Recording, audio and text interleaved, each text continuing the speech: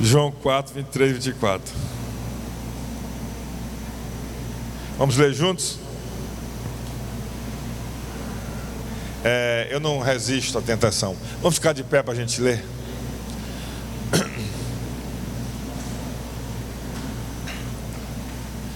Talvez seja uma religiosidade, né? Mas pode ser uma reverência também na palavra.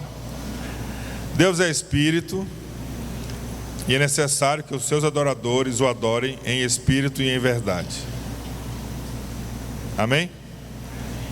Deus é Espírito. Eu li o 24, né? Vamos ler o 23. No entanto, está chegando a hora, e de fato já chegou, em que os verdadeiros adoradores adorarão o Pai em espírito e em verdade. São estes os adoradores que o Pai procura. Deus é Espírito, e é necessário que os seus adoradores o adorem em espírito e em verdade. Amém? Coloque a mão no seu coração e diga assim: Senhor meu Deus, meu Pai, dá-me um coração que adora em espírito e em verdade. Amém. Você pode se assentar? Obrigado.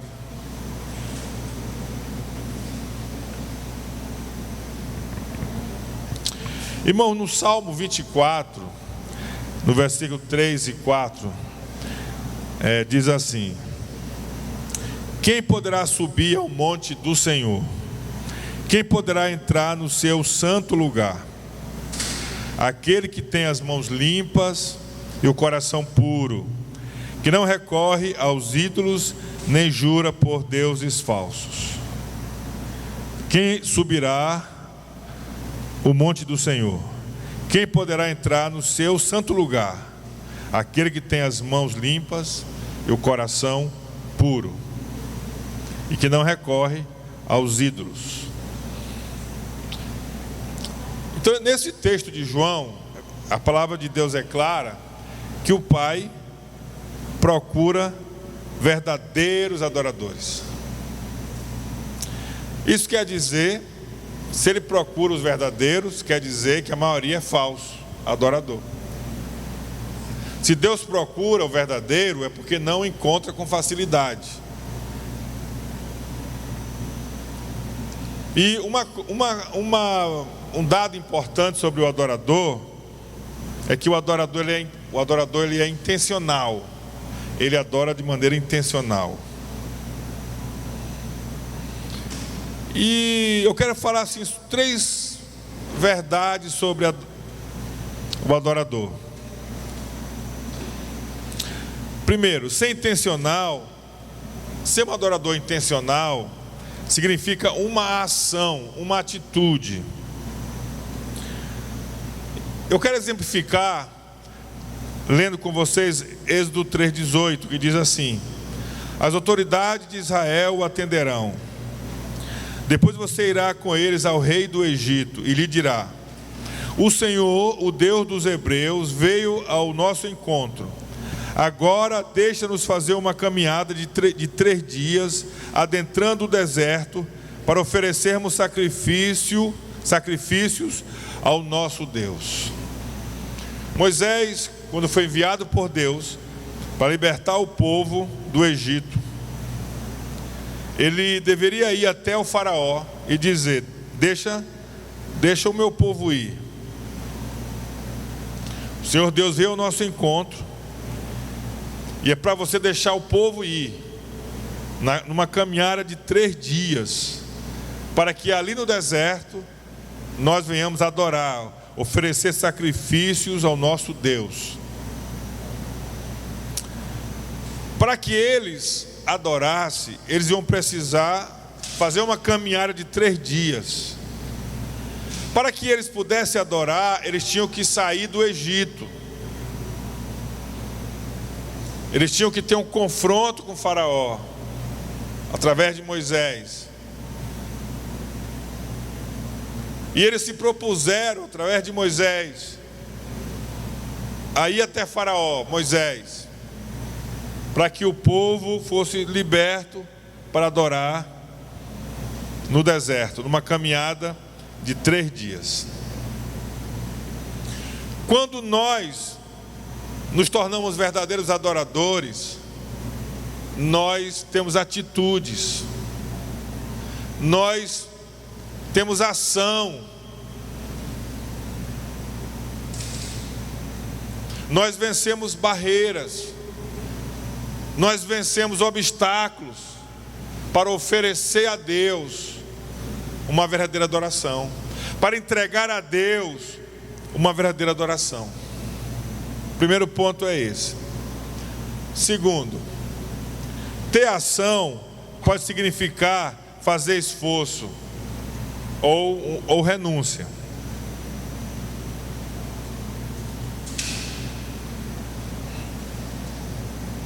Segundo Samuel, no capítulo 24, versículo 21, escute bem.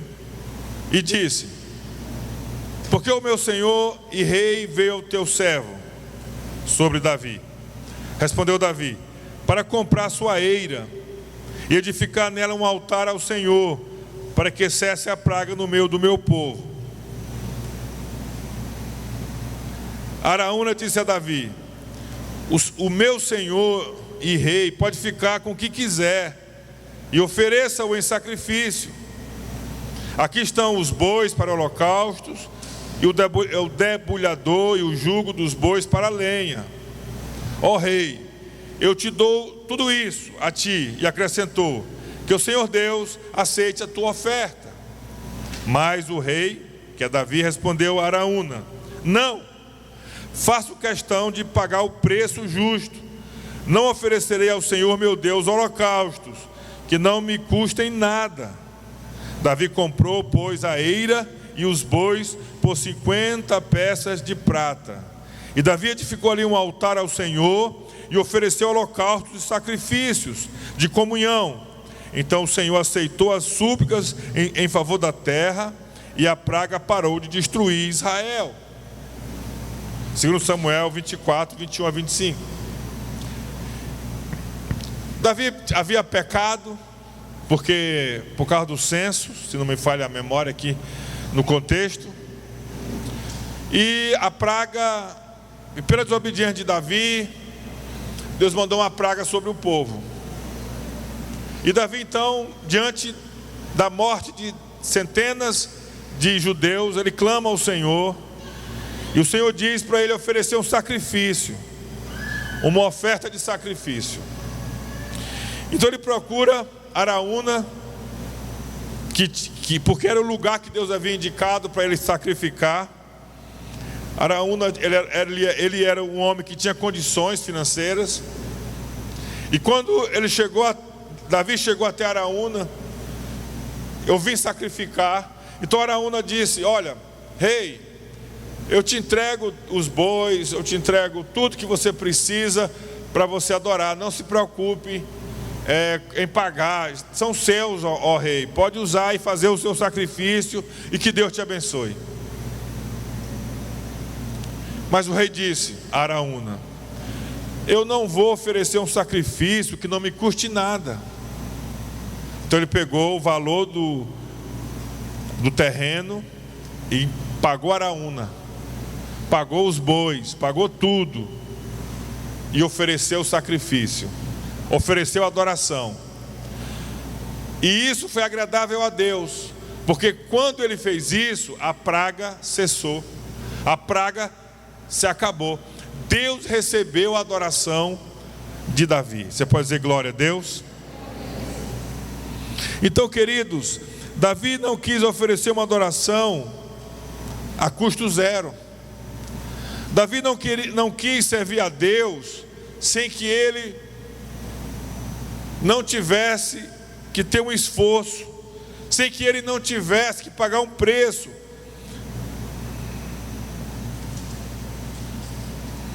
Ele fez um esforço. Um certo dia, num culto aqui na congregação,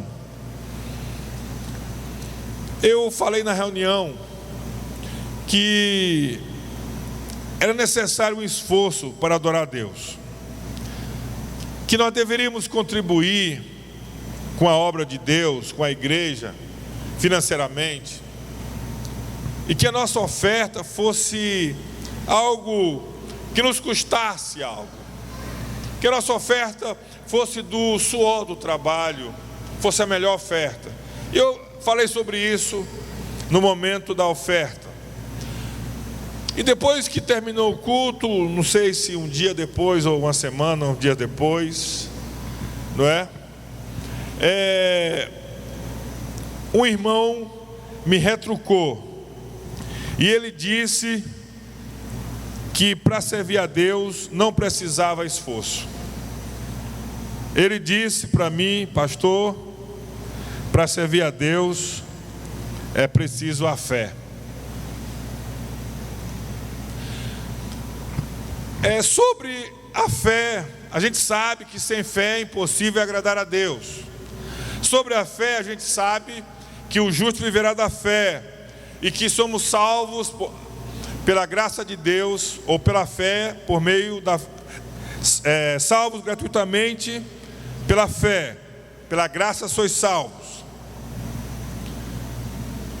Mas eu estou aqui dizendo que para adorar a Deus muitas vezes precisamos de renúncia, precisamos de esforço.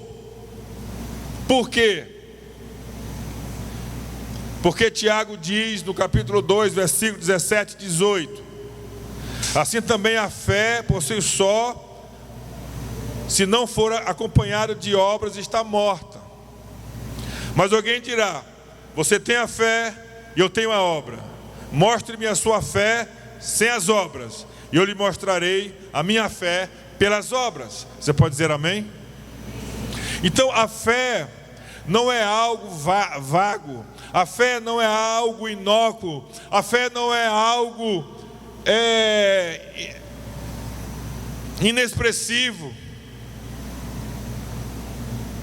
A fé, ela se transforma em obras. A fé, ela se transforma em movimento. Então, para que eu seja um adorador, eu preciso transformar a minha fé em obras. Quais são as obras que não adianta diante de Deus? Quais são as obras que Deus não aceita? São as obras que eu ofereço a Deus com a minha própria força. São as obras que eu quero que Deus receba, sem que eu consulte, sem que eu busque na sua palavra, sem que eu dependa do Espírito Santo. Todas as obras que eu faço, e eu exijo que Deus receba, que Deus aceite, mas não são obras da dependência de Deus, que glorifica a Deus. Não são obras que exaltam a Deus, mas obras que exaltam a mim mesmo. Então são essas obras que Deus não aceita.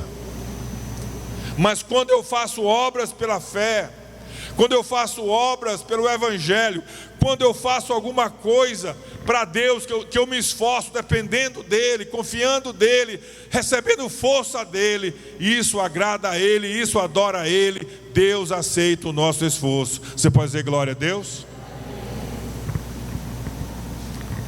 Louvado seja o nome do Senhor. Aquele irmão que me disse isso, que não precisava esforço, eu acho que ele deixou de fazer qualquer tipo de esforço, que ele saiu da igreja, que ele se afastou da igreja. E hoje me parece que nem ele se esforça para ir num culto, em qualquer lugar que tenha um culto a Deus para adorar. Ele é adepto realmente de não fazer esforço. Irmão, se o esforço por fé não agrada a Deus, a preguiça é que não agrada, a acomodação é que não agrada, a incredulidade é que não agrada. Se alguém que se movimenta não agradar a Deus, alguém parado, que não se movimenta, que não se move, esse é que não agrada mesmo. Estou entendendo? Diga amém. Louvado seja o nome do Senhor.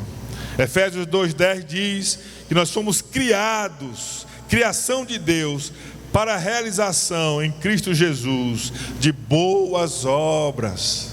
Amém, querido?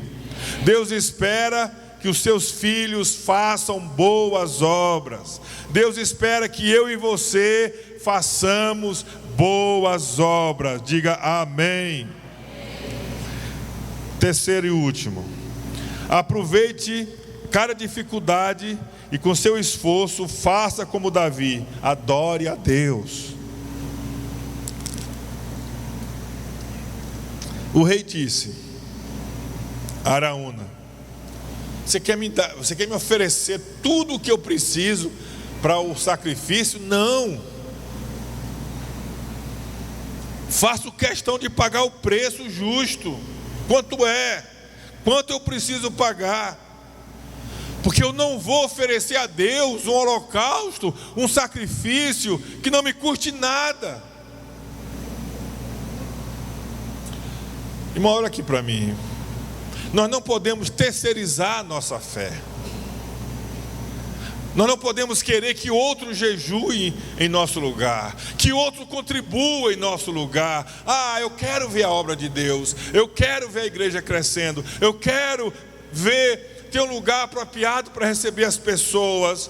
Mas o irmão vai contribuir, a irmã, não, irmão, não pode ser assim. Nós queremos que a obra de Deus seja feita, que o evangelho seja pregado, e que outro contribua, que outro pregue, que outro faça, que outro realize. Não, nós não podemos querer servir a Deus nas costas de outros, no esforço de outros, na fé de outros. Nós mesmos temos que exercitar a nossa fé, que fazer o nosso esforço, que fazer o nosso jejum, que pregarmos para as pessoas, convidarmos as pessoas, evangelizarmos. Nós temos que oferecer a Deus algo que nos custe.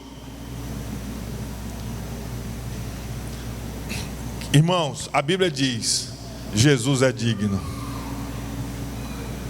Não tem muito cantor por aí sendo aplaudido, não tem muito jogador de futebol sendo elogiado, não tem muitas pessoas sendo exaltadas, mas elas não são dignas, elas são passageiras. As coroas que elas conquistam são coroas que o ladrão rouba, que a traça corrói as roupas. As glórias do homem são passageiras, mas o nosso Senhor, Ele é o Rei dos Reis, Ele é eterno, é o nosso Salvador. Ele sofreu por nós, entregou sua vida, derramou o seu sangue. Ele é digno que nos esforcemos para servi-lo, para adorá-lo e para engrandecer o seu nome. Você concorda comigo? Diga amém e dê uma salva de palmas para o Senhor Jesus.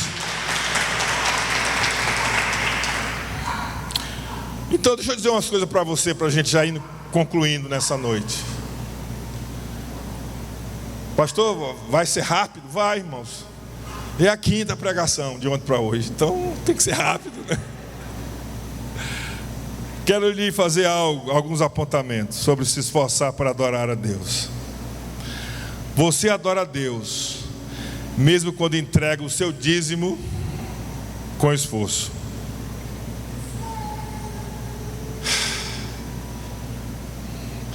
Você tem tantas contas para pagar, compromissos, mas você separa o seu dízimo com dificuldade e você entrega. Isso você adora a Deus. Se você entender que essa é a vontade de Deus para a sua vida, que você é chamado para ser uma coluna na casa de Deus, então você vai fazer isso, mesmo com dificuldade, você vai fazer com alegria. Você vai adorar a Deus. Você vai contribuir para o sustento e a expansão da igreja e para missões. Você adora a Deus quando mesmo um pouco cansado, foi um dia difícil, foi estressado no trabalho, não foi fácil o dia, mas à noite você tem uma agenda do reino de Deus. Você está cansado, seu corpo pede cama, seus olhos pedem para você fechar, cair na cama e já era. Mas você não vai fazer isso. Você é um adorador, você é intencional e você vai cumprir a agenda do reino de Deus. Você pode dizer amém? Se é uma visita, você vai. Se é um culto, você vai. Se é para ir no hospital visitar alguém, você vai. Se você vai pregar na casa de alguma pessoa e orar lá, você vai. Você adora a Deus com o seu esforço, e quando você volta renovado, alegre por ter feito a vontade de Deus e pensando consigo mesmo: valeu a pena. Quem já teve essa experiência? Eu já tive, irmão, várias vezes. Acho que toda semana eu tenho uma experiência como essa. Então se esforce, porque você adora a Deus. Você adora a Deus, mesmo quando você mora longe do prédio da igreja. Presta atenção, eu sei que é o exemplo de muitos aqui. E está com pouco dinheiro, mas você põe gasolina, você paga o Uber e não deixa de vir cultuar a Deus a cada domingo. Isso você adora a Deus, irmão, você agrada a Deus.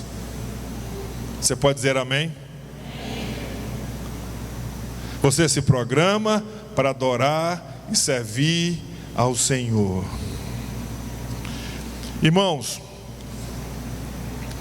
cristão mole, crente mole, crente que tudo vira uma barreira intransponível, não é o tipo de crente, de cristão que Deus recebe adoração. Deus quer, irmãos, homens e mulheres de fé, homens e mulheres que façam sacrifício, homens e mulheres que paguem o preço, homens e mulheres que enfrentem a dificuldade. São esses os verdadeiros adoradores que Deus procura. Irmãos, eu tenho uma experiência de uma vida buscando gente em casa para trazer para a igreja. Mas eu acho que de umas 100 pessoas que eu fiz isso, buscando em casa para vir para o culto, eu acho que deve ter escapado talvez umas 3 ou 4. Umas 96 não adiantou. Então, na verdade, eu não os ajudei. Eu pensava que estava ajudando, mas eu estava transformando aquelas pessoas em gente acomodada, em gente que não pagava o preço, em gente que não adorava, em gente que não se esforçava. Hoje eu vejo que é importante cada pessoa andar por suas pernas, andar por sua fé, caminhar por sua fé, e assim essa pessoa se torna um verdadeiro adorador, uma verdadeira adoradora. Ela não terceiriza o seu esforço para adorar e para servir a Deus. Você pode dizer amém, querido? Obviamente que se a gente mora no caminho, não tem problema você vir trazer pessoas. Se você convida um amigo pela primeira vez, você pegar e trazer, não tem problema, é importante fazermos isso, mas não podemos tornar isso uma dependência constante das pessoas que estamos evangelizando e que nem são nossos parentes. Porque vai ser uma oferta que o outro sacrifica, vai ser uma adoração que o outro se esforça. Araúna está se esforçando e não Davi. Para que Deus aceite a oferta de Davi, Davi precisa pagar o preço. Para que Deus aceite a sua adoração, Deus precisa conhecer o seu coração, o seu desejo de adorar e de servi-lo, a despeito de qualquer dificuldade. Outro dia alguém falou assim: pastor, eu pensei de mudar da igreja porque eu estou morando longe. Eu pensei em mudar de igreja para mais perto da minha casa. Irmãos, outro dia eu também ouvi de uma irmã dizendo assim: pastor, naquela igreja que eu fui não sei aonde, que igreja maravilhosa, que igreja linda. Eu me senti assim como se a nossa igreja fosse a mais feia, que a pregação era mais ruim, que o louvor não prestava. Eu fui assim, me senti assim, rebaixado, quando aquela irmã dizia: daquela igreja que eu fui, pastor, que maravilha, não sei o quê. Irmão, agora olha aqui para mim. Você tem sua família, sua esposa, seu esposo e seus filhos. Você anda aí pelas ruas, por acaso você não vê nenhuma família de aparência física mais bonita do que a sua? De mulheres mais bonitas, de homens mais bonitos, de filhos mais bonitos? É capaz que você veja por aí. na aparência física. E eu pergunto, tu vai mudar de família porque você encontrou uma família de melhor aparência do que a sua? Você vai trocar de filho porque você andou por aí e viu um meninozinho com melhor aparência do que os seus? Você vai pegar, vai embora menino, eu quero agora esses outros aqui. Irmãos, família não se barganha, família não se troca. Para nós, os nossos filhos são os mais belos, são os mais bonitos. O esposo e a esposa são as pessoas mais lindas do mundo. Para quem é casado, não tem outro, não tem outra. Nós valorizamos aquilo que Deus nos dá. Então olha aqui para mim, igreja é uma família, não é um lugar que você apenas frequenta. A igreja é um lugar que você pertence, e você não vai trocar a sua igreja simplesmente porque no lugar tal tem uma multidão, no lugar tal tem isso, tem aquilo. Não, a sua família é o lugar onde você conheceu Jesus, você se reconciliou com Deus, você é amado, você é acompanhado, você tem alguém para conversar. Então essa é a sua família, a nossa família, e nós honramos, e nós respeitamos, e não a trocamos por nada desse mundo. Você pode dizer amém, querido? Você pode falar isso mais forte para me animar? Amém? Nós somos uma família, nós pertencemos a uma família. Nós não trocamos a nossa família por qualquer coisa. É claro, toda família tem umas encrencas de vez em quando, tem um negócio, faz parte. É assim que nós crescemos como família. Você adora a Deus, presta atenção, mesmo quando você deixa de ganhar ou perde algum dinheiro para fazer a vontade de Deus revelada em sua vida particular.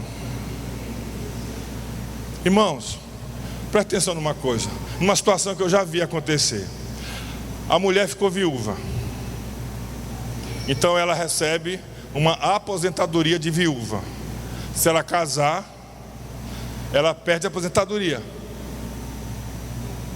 Aí a mulher é cristã, ela está na igreja, aí ela arruma um pretendente, aí ela não casa com o pretendente, porque se ela casar, ela perde a aposentadoria do viúvo. Então ela se amiga, ela se ajunta para não perder a aposentadoria. Irmãos, está errado. Não é um verdadeiro adorador, não é uma verdadeira adoradora. A Bíblia diz que é para o homem e a mulher deixar pai e mãe se unir no casamento, na aliança. Ah, mas e a minha aposentadoria? Você vai perder. Você vai abrir mão da sua aposentadoria para você fazer a vontade de Deus. Agora, se a sua aposentadoria vale mais do que o seu marido, então não case. Quando estão entendendo, diga amém. Se mamão é que manda, não é o amor, então não case. Adore a Deus de verdade, irmãos. Adore, pague o preço para adorar, pague o preço para seguir, para ser um discípulo, para ser um verdadeiro adorador. Deus está procurando esses que eu adoro em espírito e em verdade. Você adora a Deus quando renuncia os prazeres da carne para guardar-se até o seu casamento. O jovem cristão, ele não tem vida conjugal antes de se casar, vida sexual antes de casar. É por isso que o jovem cristão, ele namora com propósito, e ele adora a Deus com a sua fidelidade. Irmãos, esse é o princípio da palavra de Deus, de Gênesis ao Apocalipse. O jovem cristão é chamado à fidelidade, à espera, até o dia do seu casamento. É impossível ser um seguidor de Jesus sem esforço, ou nas suas próprias palavras. Ninguém segue a Jesus sem renúncia. Lucas 9, 22, 26. E disse: é necessário que o Filho do Homem sofra muitas coisas e seja rejeitado pelos líderes religiosos, pelos chefes dos sacerdotes e pelos mestres da lei, seja morto e ressuscite ao terceiro dia. Jesus dizia a todos: se alguém quiser acompanhar-me ou seguir, negue-se a si mesmo, tome diariamente a sua cruz e siga-me. Pois quem quiser salvar a sua vida, a perderá. Mas quem perder a vida por minha causa, este a salvará. E aqui é a questão principal. Pois que adianta o homem ganhar o mundo inteiro e perder-se ou destruir a si mesmo ou perder a sua alma? E ele continua: se alguém se envergonhar de mim, das minhas palavras, o Filho do Homem se envergonhará dele, quando vier em sua glória e na glória do Pai e dos seus santos anjos. Irmãos, a palavra de Deus era muito clara. Antes de Jesus, não adianta ficar se esforçando para agradar a Deus. Não adianta ficar se esforçando. Mas depois de Jesus, todo esforço é válido. Paulo apóstolo, ele diz que devemos ser abundantes na obra do Senhor, porque teremos uma recompensa de Deus. Quando conhecemos a Jesus, nossas obras, elas deixam de ser mortas, porque nós nascemos de novo, recebemos uma nova natureza, um novo coração. E aí a partir de Jesus, nossas obras se tornam obras vivas, obras agradáveis a Deus, obras que têm significado no céu. Aleluia. Quero concluir. O Pai procura os verdadeiros adoradores. Deus é Espírito, e é necessário que os seus adoradores o adorem em espírito e em verdade. Não é um faz de conta, não é uma fé terceirizada, não é uma fé de montar na costa de alguém e pedir que essa pessoa lhe carregue a vida inteira. Não é esse tipo de coisa, de fé. Os verdadeiros adoradores são intencionais, se rendem a Deus, se rendem a Cristo. E eu quero terminar então com o Salmo 24, 3 e 4. Quem poderá subir ao monte do Senhor? Quem poderá entrar no seu santo lugar? Quem? Olha aqui para mim. Quem poderá subir no monte do Senhor? Quem poderá entrar no seu santo lugar? Quem oferecerá a Deus uma adoração que chegue aos céus? Quem é o adorador que adora a Deus e Deus recebe a sua adoração? Aí o Salmo responde: aquele que tem as mãos limpas e o coração puro, olha aqui para mim, que não recorre aos ídolos. Aquele que tem as mãos limpas e o coração puro. Queridos, olha aqui para mim, sem mãos limpas, sem mãos sujas pelo pecado, pela mentira, pelo engano, pelo pecado, sem o coração limpo, lavado, purificado, não se adora a Deus de verdade. Um coração com seguras intenções, um coração com a motivação errada, um coração que quer ganhar de Deus forçadamente a sua atenção e a sua bênção. Não adianta, irmãos, não adianta. Deus não recebe. Mas um coração puro, mãos limpas, Deus nos permite chegar na sua presença. Deus aceita o nosso culto, a nossa adoração. Mas como é que as nossas mãos são limpas? Quando é que o nosso coração são lavados? É puro.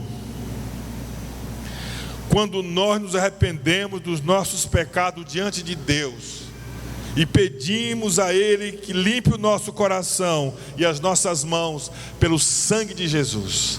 Quando cremos em Jesus como nosso Salvador, nosso coração é limpo e as nossas mãos são purificadas. Através de Cristo nós somos justificados. Então, queridos, lute por isso. Lute por mão limpa, lute por coração puro, lute diante de Deus, batalhe em oração, Peça a Deus que mude o seu coração, que transforme o seu interior. Chore, se lamente pelos seus erros, se lamente pelos seus pecados. Peça a Deus a graça de limpar o seu coração e de purificar suas mãos pelo sangue de Jesus. Ore até você ter convicção que isso aconteceu com você. Peça a Deus até que você tenha certeza que você venceu, que você triunfou, que Deus te ouviu, que Deus te recebeu. Essa luta você precisa fazer na presença de Deus. Quero convidar você a ficar em pé nesse momento.